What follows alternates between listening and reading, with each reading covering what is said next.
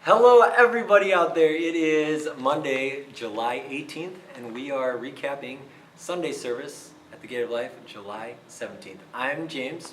And I'm Tony. And we're from the Gate of Life worship team, and this is your Gate of Life recap. This is all I know how to say. Hallelujah, hallelujah. Sunday was kind of a special day for us because we premiered our first Gate of Life worship song called Walk on Waters. Never walk away, never walk away.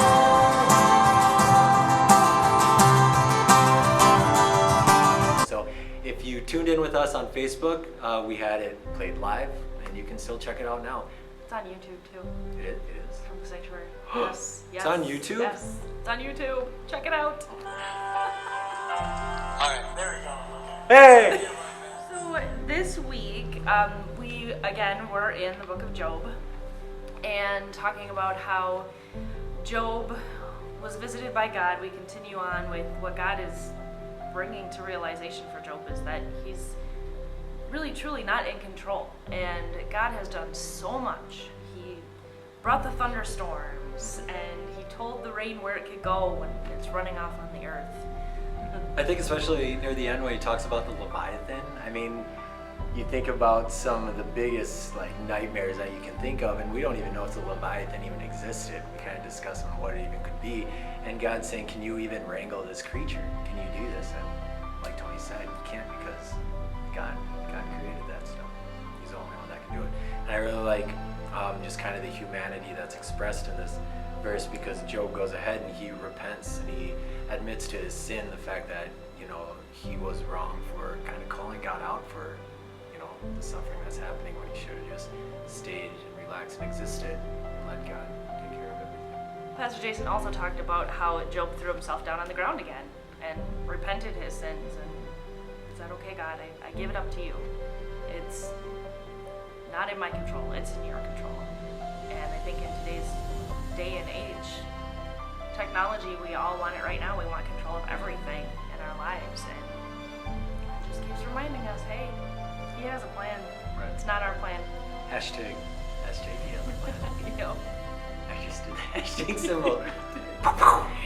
We move on with the gospel from Matthew chapter 6, and we start touching on one of my favorite verses, one of my life verses when I was confirmed, is the worry passage, about worrying about things that come, worrying about things that have been, and just what God has in store for us.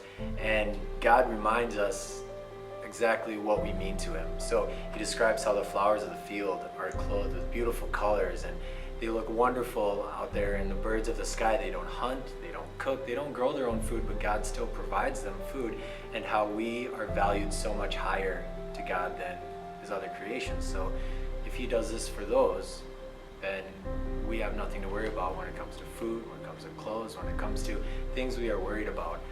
We don't touch on it this week, but at the very end it says, why worry about tomorrow when today has worries of its own, because God will take care of everything. We are only given one day at a time because of that.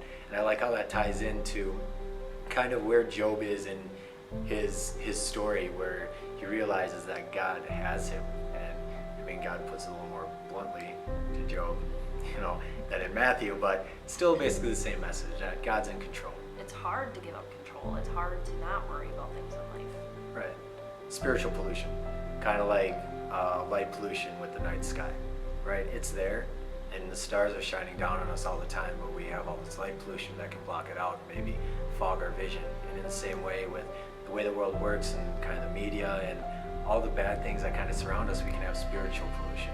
When God is ever present and he's always crying down to us and telling us what we need to do, sometimes that spiritual pollution can fog our path or fog our senses. And that's why when it comes to worrying, we just have to have faith in our God, because he has gotten us this far. I mean, look at where we're sitting right now. We're taken care of, so we just gotta be aware of that. For sure. Agree. Hashtag agree. In the sermon, Pastor Jason talks about that we live in God's mercy, and Job's suffering served a purpose, and Job's sins are our sins. And God already told him, no matter how we try, how hard we try to control everything, we're still going to fail, because God is in control of everything, and we can't make ourselves good or just. already did that for us. He already died for our sins. So we don't need to worry. We don't have to try and be in control of everything. Yeah, so Pastor Jason kind of goes on to talk about his love for thunderstorms. And not gonna lie, I really love thunderstorms too. I like the way they look. I like the way they light up the sky, and I like how you can feel the rumble through the ground. It's such a very powerful thing, and it's something that we can witness. And that's something that Pastor Jason really touched on, is that we're not the directors of the storm. All we can do is witness it. We can't control it. And in the same way, when Job was going through his struggles, he is reminded that God is in control and he's directing everything. He has this massive plan that's going on, and Job, in a way, kind of gets caught in the middle of it, literally. But he has a plan for Job, and it just continues on that to remind us that God's in control, just like those thunderstorms are very beautiful. There's a lot of power behind them, but all we can do is witness it and see what happens while God's in control of it. Yeah. I was told when I was little too that thunderstorms are like God bowling. That's what I was told too. Oh, and cool. the rain coming down, or the angels crying because they're losing so bad. Oh, that's a good thing. He talked about our delusions of control, that we think we're in control and we want what we want it now, but that's not for us. God's in control of everything. And Jesus is our rock, our peace, and our justice. So the verse for next week comes from Job, again, chapter 42, verses 7 through 17. And the gospel for next week is chapter 5, verses 43 to 48. So just remember to be disciples of Christ, and that God has a plan for you. He has a plan. Bye. What treasure waits within your skies? The gift of freedom, go get by. Be sure to like us on Facebook at The Gate of Life, Rochester, Minnesota, Bethel Lutheran Church. And if you like this YouTube video, please subscribe to our Gate of Life channel on YouTube. We post this video, or recap, every single Monday to recap the service the day before. All right. See you next week. Bye. Bye. Your kingdom here, let the darkness fear.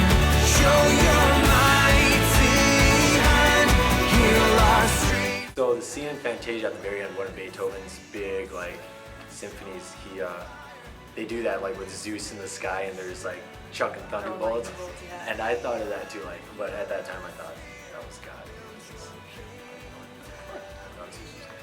Good show. It confused my faith. Hashtag get over yourself. Hashtag God's in control. Hashtag God has a plan. Hashtag he has a plan. He has a plan. Hashtag Tony needs to know the right hashtags. Hashtag Tony doesn't even hashtag, so Hashtag Tony's been hashtagging this whole time. I don't even think I'm doing it right. Hashtag. Oh. Professional hashtag. Hashtag professional hashtagger. She's a noob. We gotta get her on top of it.